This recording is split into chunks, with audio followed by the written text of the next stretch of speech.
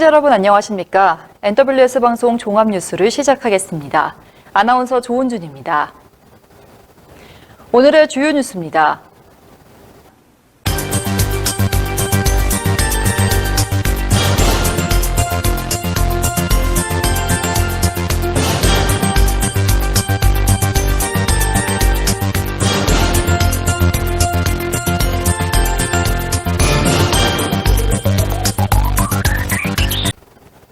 구리시의회는 7일 시의회 회의실에서 구리시의회 행동강령 운영자문위원회를 구성하고 위원을 위촉했습니다.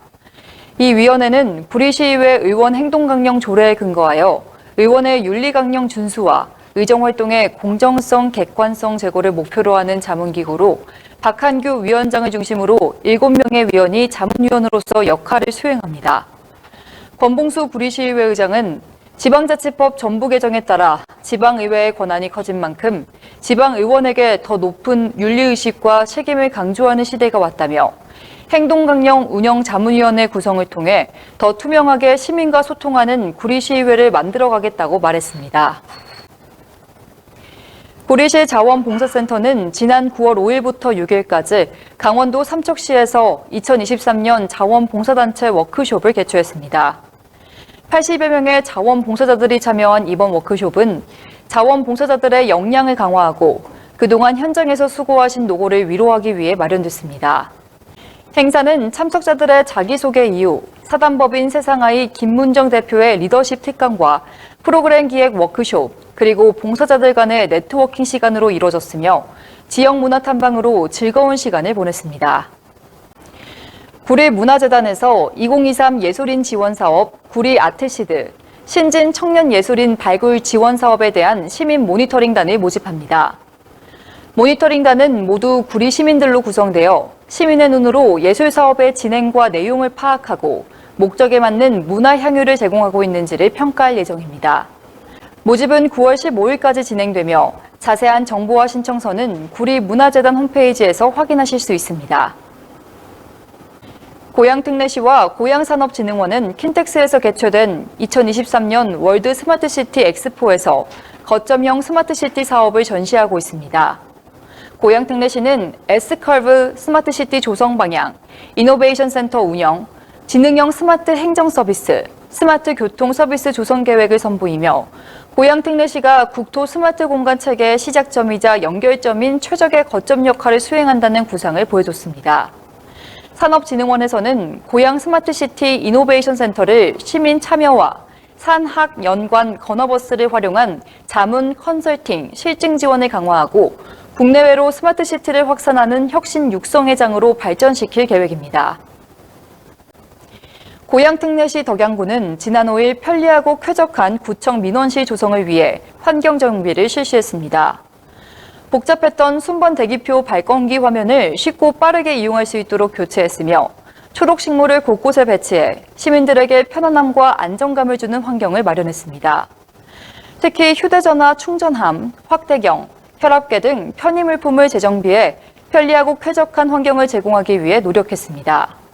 민원실을 방문한 한 시민은 순번 대기표가 바뀌어서 민원 업무를 보기가 전보다 훨씬 편리해졌다고 전했습니다. 남양주시는 가을 학기를 맞이해 오는 22일까지 어린이 식품안전보호구역 내 기호식품 조리 판매업소를 대상으로 위생 점검 및 홍보 활동을 실시한다고 밝혔습니다.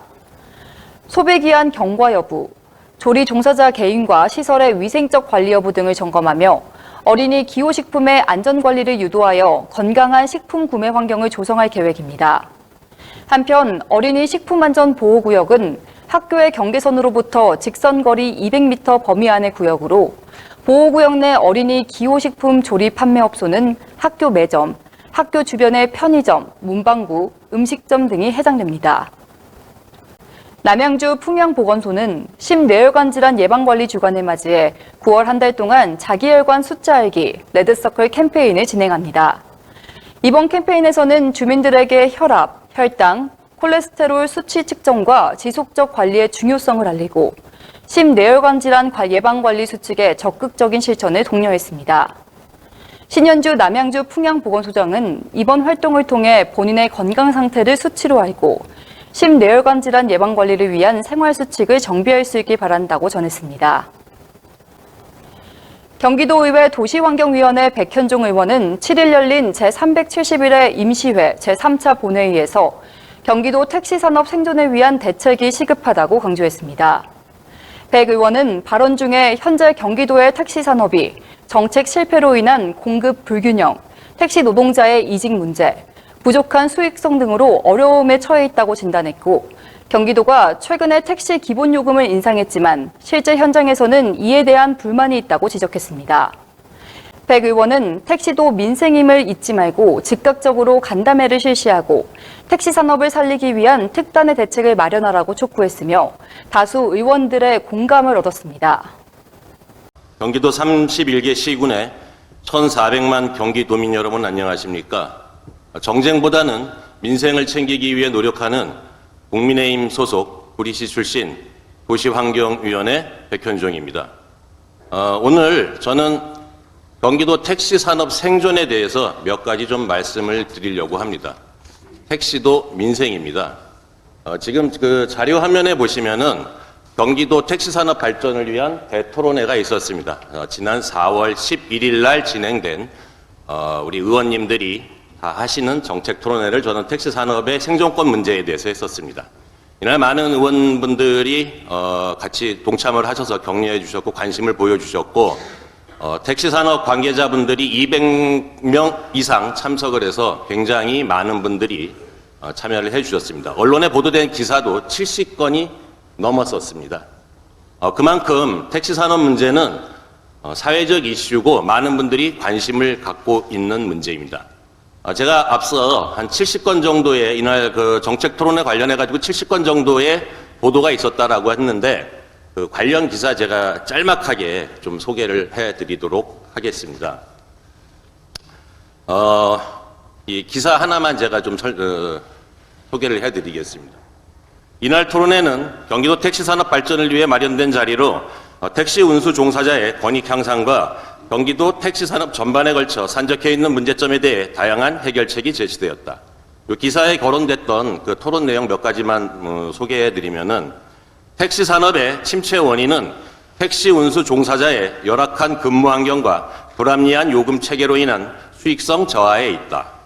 택시는 대중교통이 아님에도 공공요금 관련 규제를 받는 만큼 대중교통에 준하는 지원이 필요하다. 택시 운임 현실화를 위한 지자체의 신속한 의사결정과 지원이 필요하다. 타 직종으로 이직한 운수 노동자의 복귀를 도모해야 하며 처우 개선 및 준공영제 도입을 위한 경기도와 정부의 지원이 절실하다. 택시 발전법에 오히려 택시 발전을 저해하는 조항이 다수 포함되어 있으므로 이에 대한 개정이 필요하다. 경기도가 적극 나서야 한다.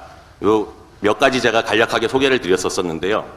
여기에 보시면은 그날 그 발제를 해주신 분의 두 분의 전문가가 있었고, 그 다음에 택시 현장에서 일을 하시는 노동계를 대표한 분, 그 다음에 법인택시의 대표분들이 토론자로 참석을 5분이 해주셨습니다.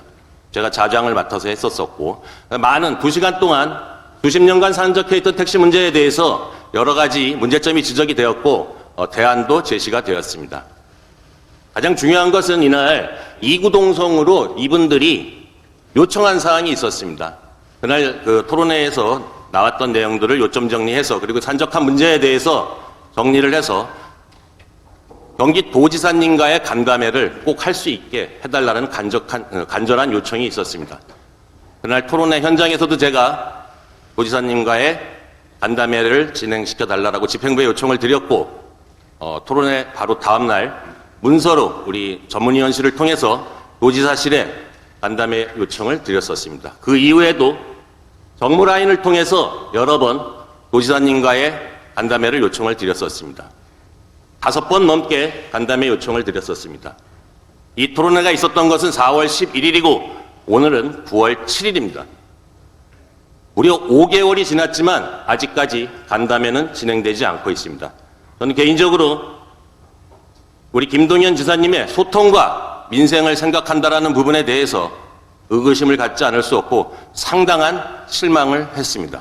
경기도 택시 문제가 아무런 문제가 없기 때문입니까? 절대 그렇지 않습니다. 다음 자료 하나 보여주시겠습니까?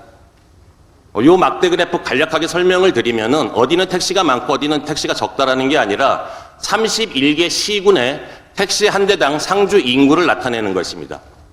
어느 지역은 택시 한 대당 200명 인구가 있고 어느 지역은 택시 한 대당 800명입니다. 31개 시군의 택시 수급이 불안정하다는 얘기입니다. 4배 이상 지자체별로 차이가 나고 있습니다. 경기도 택시 산업에 대한 정책이 실패하고 있다는 대표적인 그래프가 되겠습니다. 다음 자료 한번 띄워줘 보시겠습니까? 기사가 잘 보이는지 모르겠는데 지난 7월 달에 다 아시다시피 기본요금 1,000원이 인상되었습니다. 그러나 1,000원이 인상됐다라고 해서 문제가 해결되는 것이 아니라 오히려 문제가 더 불거지고 택시 업주들은 업주들대로 힘들고 택시 기사분들은 손님이 떨어져서 힘들고 그 다음에 우리 승객들은 요금이 인상돼서 부담스럽다라는 그런 모두가 만족하지 못하는 그러한 내용들입니다. 이러한 부분에 대해서 우리가 하루에 다 해결을 할 수가 없습니다. 지사님과의 간담회 요청이 바로 수십 년간 한적한 택시 문제에 대해서 머리를 맞대고 한번 논의를 해보자라는 간곡한 요청입니다. 5개월이 지났고 5번 넘게 요청을 드렸습니다. 이번에 꼭 간담회가 성사가 될 수 있도록 우리 지사님께서 관심을 가져주시기를 제가 간곡히 부탁드립니다. 약속해 주실 수 있죠? 예, 택시도 민생입니다. 끝까지 경청해 주셔서 고맙고요. 우리 집행부에도 택시 문제에 대해서 적극적으로 관심 갖고 대처해 주시기를 부탁드리면서 마치겠습니다. 감사합니다. 구리시가 9월 7일 시청 상황실에서 올해 첫 정례 기자브리핑을 개최했습니다.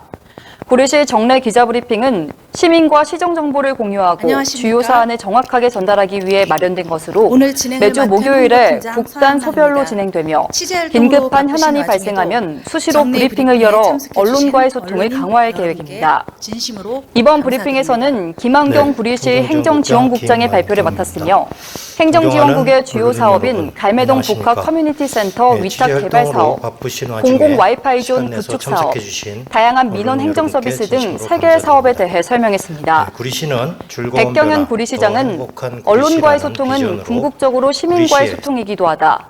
사명과 책임을 갖고 임하며 행정에 대한 신뢰도를 돈독히 하는 것은 물론 비판과 질책의 목소리도 소중하게 경청하고 시정에 적극적으로 반영하겠다고 강조했습니다. 남양주시의회 박경원 의원이 제297회 임시회에서 왕숙 신도시의 교통 개선과 연계도로 확장에 대한 중요성을 강조했습니다. 박 의원은 왕숙 신도시를 조성하면서 연계도로 확장 및 개선 대책을 빈틈없이 준비하여 기존 도심과 신도시를 조화롭게 이룰 것을 당부하며 재원 부족에 대한 우려를 나타냈습니다. 또한 교통망 확충을 시급한 문제로 지적하며 도로가 촘촘히 연결되어야 기존 도심과 신도시의 조화로운 발전을 이룰 수 있다고 말했습니다. 박 의원은 왕숙 신도시 조성과 연계도로 개선을 통해 행복한 남양주시가 될 수 있도록 적극적인 행정을 펼쳐주시길 바란다고 5분 자유 발언을 마무리했습니다. NWS 방송 종합뉴스를 마칩니다. 시청해주신 여러분 고맙습니다.